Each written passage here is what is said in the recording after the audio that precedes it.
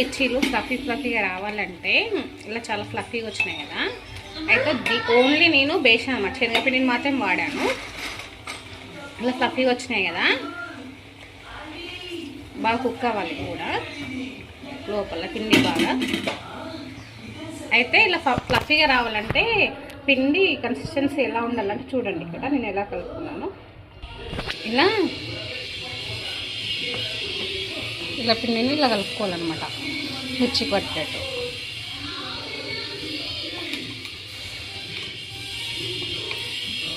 ఇలా పట్టేసి లావుగా వస్తాయి చూడండి.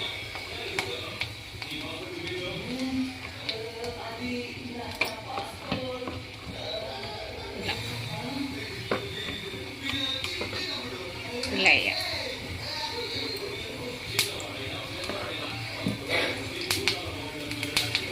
ఫ్లఫీ వస్తాయి. ఇలాగా బాగా బాయిల్ అయిన తర్వాత మిర్చీలు రెడీ. వేడి మిర్చీలు, చల్లచల్లని వాతావరణంలో వేడి మిర్చీలు రెడీ.